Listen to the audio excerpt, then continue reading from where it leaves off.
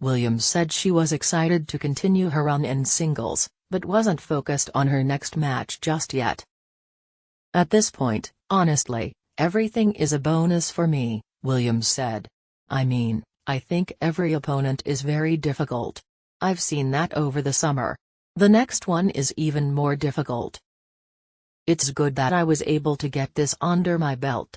I don't know, I'm just not even thinking about that. I'm just thinking about just this moment. I think it's good for me just to live in the moment now." Asked if this will definitively be her final tournament, Williams replied with a knowing smile, "Yeah, I've been pretty vague about it, right?" And then she added, "I'm going to stay vague, because you never know." Serena Williams' expected retirement will have to wait. The 23-time major champion won her first round match 6-3, 6-3 over Danka Kovinic at the US Open on Monday night. "You know, I always just got to do the best that I can," Williams said to the crowd after the match. "I feel so comfortable on this court, in front of everyone here. When I step out on the court, I just want to do my best that I can on that particular day.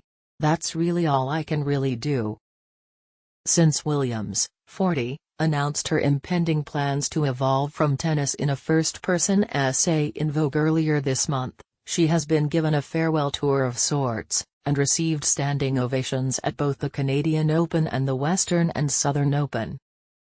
On Monday night, the sold-out crowd here of nearly 24,000, which included a laundry list of A-list celebrities and notables, including former President Bill Clinton, Spike Lee, Lindsey Vonn, Bella Hadid, Rebel Wilson, Vera Wang, Mike Tyson, Dr. Ruth Westheimer, Gladys Knight, Martina Navratilova and even Coco Gauff, was on its feet before Williams even took the court. After a video narrated by Queen Latifah was shown summarizing her legendary career, Williams was introduced to the crowd as the greatest of all time to loud cheers that continued during any break in the action throughout the match. "The reception was really overwhelming," Williams told reporters. "It was loud and I could feel it in my chest. It was a really good feeling. It's a feeling I'll never forget, so that meant a lot to me."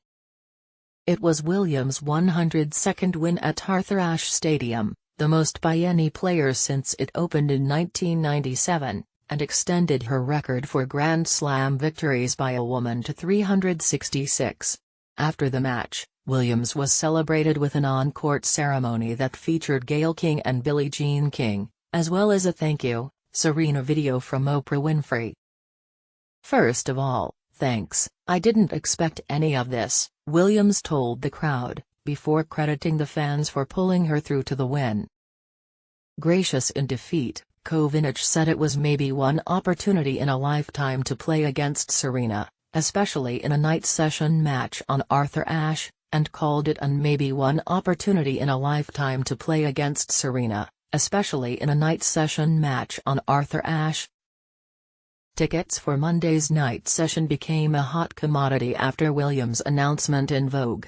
According to TickPick, a secondary ticket website, the cost to attend Monday's night session was more expensive than any US Open women's final on record.